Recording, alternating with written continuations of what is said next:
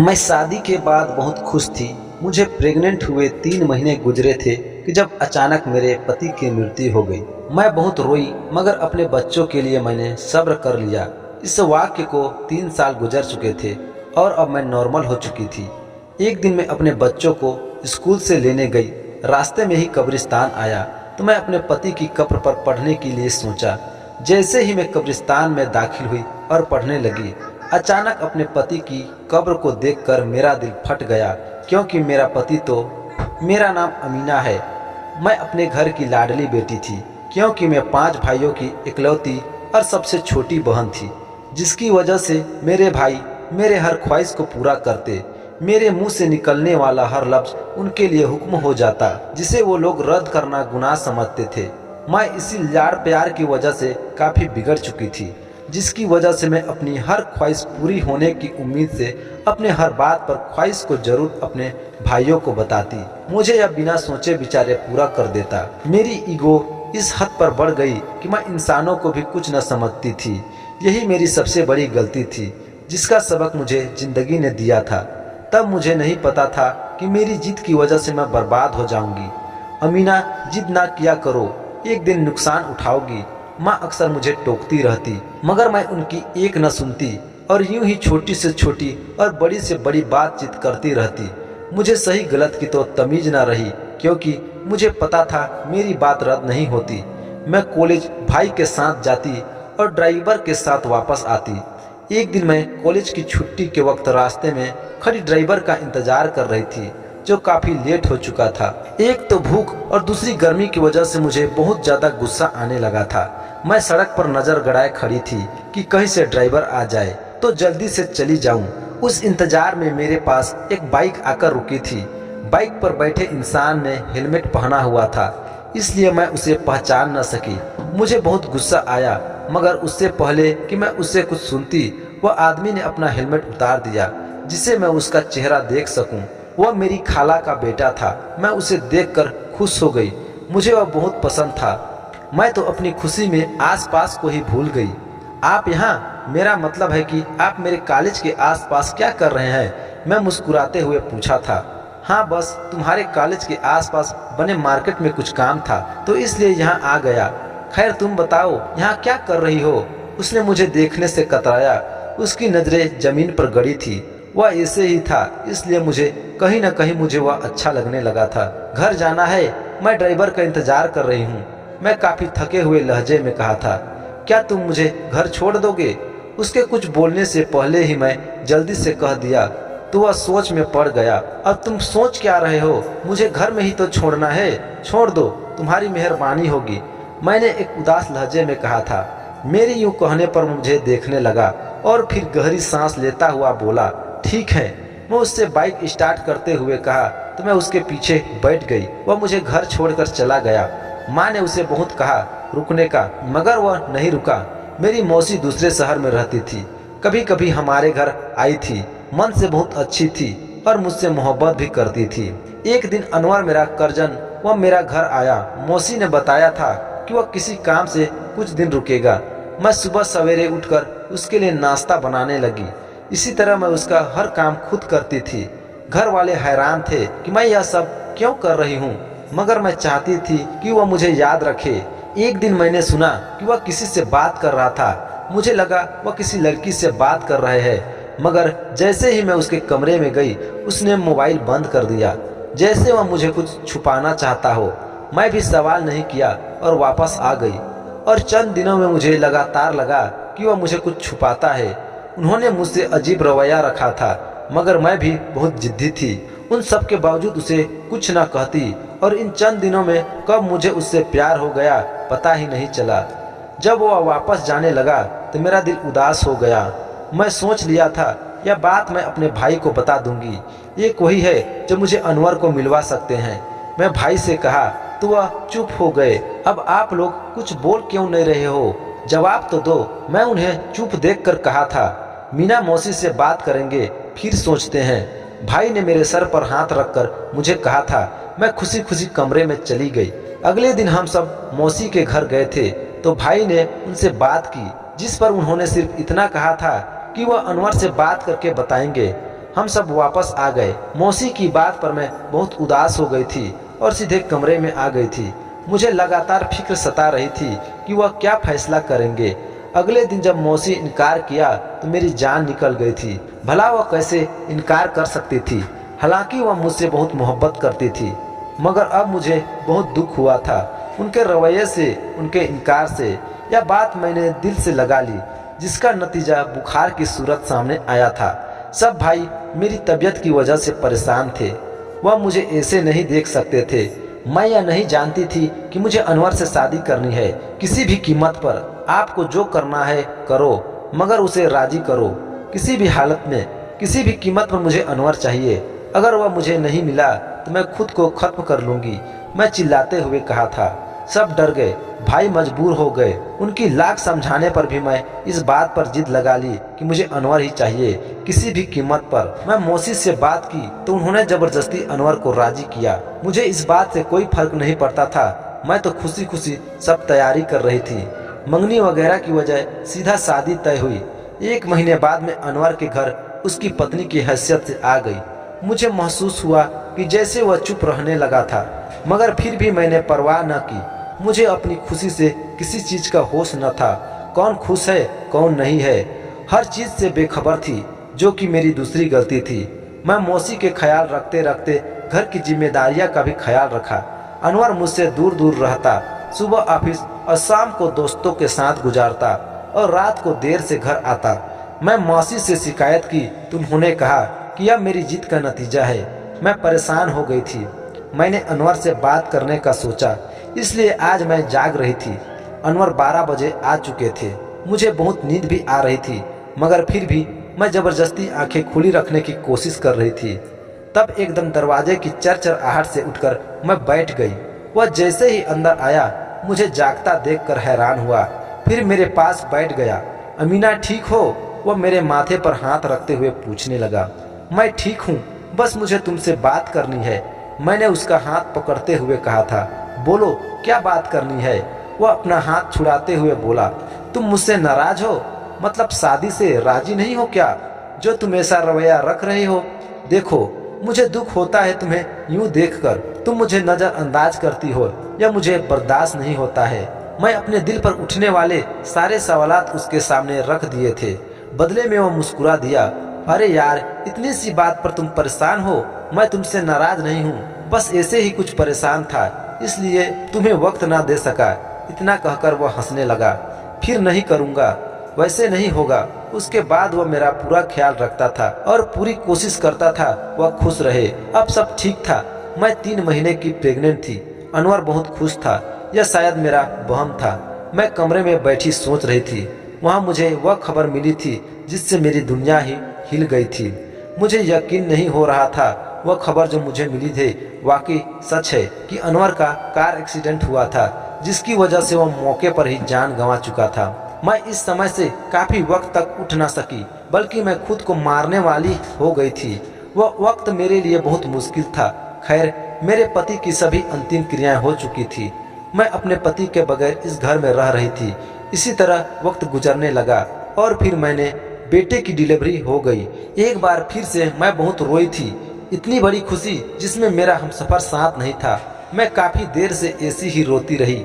मैं अंदर से खत्म हो गई थी। ऐसा लग रहा था कि कभी उठ न सकूंगी, मगर मुझे उठना पड़ा, क्योंकि मुझे मेरे बेटे के लिए जीना था। मैंने खुद को संभाल लिया था। मैं अपने भाइयों के साथ रहती थी।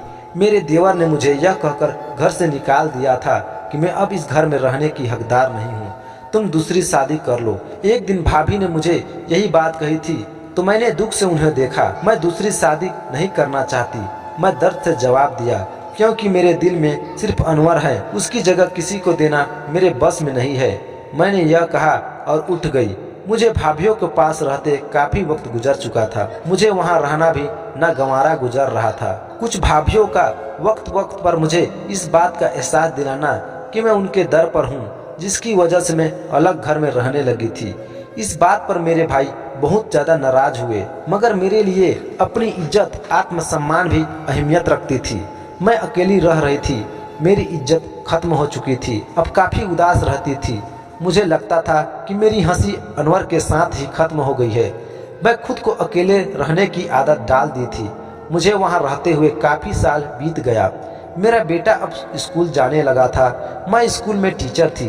वैसे मेरे भाई मेरा खर्चा उठाने को तैयार थे, मगर मैं नहीं चाहती थी कि मेरी औलाद किसी के रहमो करम पर परवरिश करे, इसलिए मैंने उन्हें मना कर दिया और एक स्कूल में टीचर की जॉब कर ली। मैं रोज़ अपने बेटे को स्कूल छोड़कर दूसरे स्कूल जाती जहां मैं टीचर थी। एक दिन जब मैं अपने बेटे को स्कूल से लेकर घर जा रही थी तो रास्ते में मेरी नज़र कब्रिस्तान पर पड़ी। कुछ देर में वहां खड़ी रही। वैसे तो मैं हर वक्त जुम्मे रात को कब्रिस्तान जाती थी, मगर इस दिन मैंने घबराहट हो रही थी अंदर जाने से। फिर न जाने क्या सोचकर मैं अंदर चली गई। अपने पति की कब्र पर हाथ उठाकर पढ़ने लगी। अभी मैं फ्री ही हुई थी कि अचानक किसी ने मेरे कंधे पर हाथ रखा तो मैं डर कर पलटी, मगर सामने देखकर मेरे पैरों तले जमीन खिसक गई। मेरे सांस रुक गई थी, दिल की धड़कन तेज हो गई थी। यह कैसे पॉसिबल हो सकता है? जो इंसान मेरे सामने खड़ा था वह मेरा पति था। मैं तो एकदम बर्फ की तरह जम गई थी। उसे देखकर यह कैसे मुमकिन था? मैं मुंह पर हाथ रखकर खड़ी थी। मेरा दिमाग सुन्न हो चुका था। होश तब आया जब मेरे बेटे ने मेरा हाथ पकड़कर मुझे अपनी तरफ बुलाया। अगर आप जिंदा हैं तो यह कब्र किसकी है? मैं काफी बदहवास में पूछी थी। मेरा ड्राइवर की। उसके बताने पर मैं चौंक कर उसे देखा। मैं तुम्हें सब बताता हूँ, पहले प्लीज रिलैक्स हो जाओ। वह मुझे यूं बेचैन देखकर बोला, मम्मी घर चलो। मेरा बेटा मेरा हाथ पकड़कर लगातार कह रहा था, यह हमारा बेटा है। अनवर ने खुश होकर उसे उठा लिया और सीने से लगाकर चूमने लगा। मुझसे प्यार कर रहा था और मैं देख रही थी। यह वह इंसान था जिसकी मोहब्बत के लिए मेरा बेटा इतने सालों तक तरस रहा था। मेरे आंसू नहीं रुक रहे थे। मेरे साथ इतना बड़ा धोखा हुआ था। अमीना, तुम मेरे साथ चलो। वह मेरा हाथ पकड़कर मुझे अपने घर ले गया। मुझे अपने सामने बिठाकर खुद नीचे बैठ गया। अमीना, कैसे हो तुम? उसके पूछने पर मेरी आंखें आंसुओं से बहने लगी। यह आप मुझसे पूछ रहे हैं? अमीना, मैं एक लड़की से प्यार करता था, वह भी मुझसे प्यार करती थी। हम दोनों कॉलेज के वक्त से एक दूसरे को जानते थे। हर वक्त वह मेरे दिमाग के ऊपर सवार रहती थी। मैं उसे एक लम्हा तक के लिए भी नहीं भूल पाया था। कॉलेज के आखिरी दिनों में मैंने उसे अपनी मोहब्बत का इजहार किया था तो उसने खुशी से मेरी मोहब्बत को कबूल कर लिया। मैंने वादा किया था कि उससे ही शादी करूंगा, मगर जब तुम्हारे भाइयों ने जबरदस्ती की तो मैंने फौरन मना कर दिया और फिर तुम्हारी तबीयत खराब होने लगी। उस वक्त तुम्हारे भाइयों ने मेरे सामने हाथ जोड़कर कहा कि मैं तुमसे शादी कर लूं। माँ तुमसे बहुत मोहब्बत करती है, तुम्हें तकलीफ में नहीं देख सकते थे। उसके बाद माँ ने भी मुझे बहुत समझाया। आखिर में उन्होंने अपनी जिद का वास्ता दिया। मैं उस वक्त कितना मजबूर था यह मैं ही जानता हूँ। दिल करता था कि मैं तुमसे बात करूँ, मगर डर जाता कि कहीं तुम खुद को कुछ कर न डालो। इसी डर और खौफ की वजह से मैं तुमसे शादी कर लिया, मगर कभी तुम्हें अपना ना सका। ऊपर से वह लड़की जिसे मैं पसंद करता था वह मुझसे नाराज हो गई थी। उसकी बहुत फिक्र रहने लगी थी, जिसके बिना पर मैंने तुम्हें नज़रअंदाज किया और तुम समझ गई थी कि जिस रात तुमने मुझे कहा था मेरा तुम्हें नज़रअंदाज करना बुरा लगता है, मुझे एक अनजाने से खुशी हुई थी। मैंने सोचा कि अपनी मोहब्बत को भूलकर तुम्हारे साथ नई जिंदगी का आगाज करता हूँ, इसलिए मैं तुम्हें वक्त देने लगा। मैं तुम्हारे साथ खुश था। फिर एक दिन वक्त में सब कुछ पलट दिया और वह लड़की मेरे सामने आ गई रोती हुई। मुझे उसे ऐसा देखकर गहरा सदमा हुआ। उसने मुझसे कहा कि मैं उससे शादी कर लूं, लेकिन यकीन करो अमीना, मुझे उस वक्त तुम्हारा ख्याल आया था, मगर उस लड़की के बहते आंसू देखकर मैं मजबूर हो गया। मैं अपनी रजामंदी दे दी और उसके बाद मेरे दिमाग पर एक ही बात सवार रही। लगातार मुझे एक फिक्र लगी रहती थी, ऐसा क्या करूं कि जिससे तुम्हें दुख न हो। इसलिए मैंने सोचा कि जिंदगी भर दुख देने से बेहतर है कि कुछ दिन का दुख दे दूं। इसलिए मैंने अपनी मौत का ड्रामा किया। वह एक्सीडेंट एक हादसा था, मगर उसके दिमाग के जरिए मैं एक्सीडेंट को अपना एक्सीडेंट साबित करवा दिया। उससे सुकून हो गया कि सबको मेरी मौत का यकीन हो चुका है। मैंने उस लड़की से शादी कर ली, मगर उसे इस खबर से बेखबर रखा कि वह दिन बहुत हसीन गुजर रहे थे। मगर जब उसे पता चला कि मैं सब कुछ छोड़कर उसके पास आया हूँ, वह तो बार बार पर मुझसे झगड़ा करती। मुझे उसके गुस्से की समझ नहीं आती थी, मगर मैं चुप रहता। अपना घर बचाना चाहता था, लेकिन शायद यह मुमकिन न था, इसलिए वह जल्द ही मुझसे धोखा देकर चली गई और मैं खाली हाथ रह गया। तब मुझे समझ आई थी कि मैंने अपनी हंसती बसती दुनिया उजाड़ दिया था। उसके बाद मैं वापस आया तो तुम घर पर नहीं थी। मैंने अपना रूम बदलकर एक बूढ़े आदमी के बीच में तुम्हारे भाई के घर पर गया।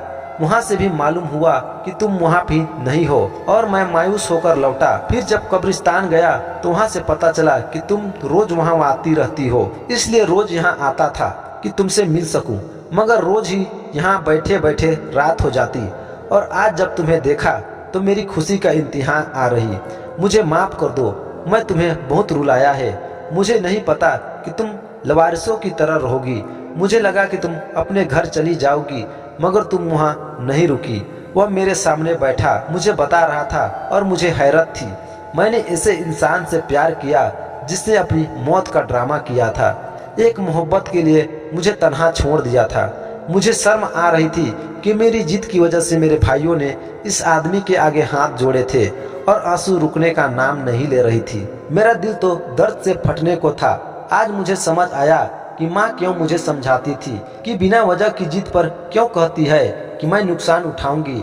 आज देख सकती थी मैं कितना बड़ा नुकसान उठाया है अपनी जिद के अंजाम को, मगर माँ यह देख नहीं सकती थी क्योंकि मेरे गम की वजह से माँ की मृत्यु हो गई। मेरे पति मुझसे माफिया मांग रहा था, मगर मैं उसे कैसे माफ करती। उसने मुझे तन्हा किया था तब जब मुझे उसकी सबसे ज्यादा जरूरत थी। मैं यह बात कभी नहीं भूल सकती। मैं ऐसे सोच में थी कि जब उसने मुझे हिलाया और पूछा कि तुमने अब दूसरी शादी क्यों नहीं की।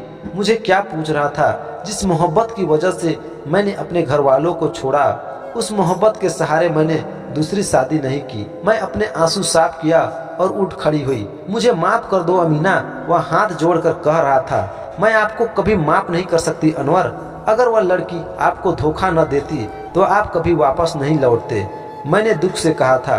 वह सिर्फ मेरी दौलत की वजह से मेरे साथ थी, मगर अमीना तुम मेरी सच्ची मोहब्बत हो। कितने यकीन से कह रहा था मैं उसकी मोहब्बत हूँ। मुझे खुद पर हंसी आ रही थी, मगर मैं उस वक्त ना हंस सकती थी ना रो सकती थी। अनवर मुझे 2 महीने तक माफी मांगता रहा और फिर आखिरकार मैंने उसे माफ कर दिया। मैं अब क्या करती? मैं बहुत अकेली थी। मुझे माफ करना मेरे लिए मजबूरी बन गई थी। मेरे भाइयों ने अनवर पर बहुत गुस्सा किया, मगर मेरे लिए उसे माफ कर दिया। वह चाहते थे कि मैं अनवर जैसे धोखेबाज इंसान से अलग हो जाऊं, मगर मैं नहीं चाहती थी कि मेरा बेटा अब दोबारा से लवारिस हो जाए। इसलिए अपनी ईगो को साइड में रखकर इस बार जिद नहीं की। यह वाक्य मेरे लिए बहुत बुरा था। मेरे जिंदगी में चंद साल, मेरे किस्मत और जिंदगी में दर्द छप चुकी थी जिसे मैं मिटा नहीं सकती थी और ना भूल सकती थी। एक जिद ने कितना तड़पाया था यह मैं चाह कर भी ना भूल सकती थी। तो दोस्तों, जिंदगी में जो आपका है वह आपको मिल जाएगा बिना जिद के नहीं, मगर जिद करके हासिल की गई चीजें हमें सिर्फ तड़पा सकते हैं, हमें सुकून नहीं दे सकते। आपको क्या लगता है कि मैंने अपने पति को माफ करके ठीक किया या गलत? कमेंट सेक्शन में जवाब जरूर दीजिएगा। और वीडियो अच्छी लगी तो वीडियो को लाइक शेयर और चैनल में नए हैं तो चैनल को सब्सक्राइब करना न भूलें। धन्यवाद।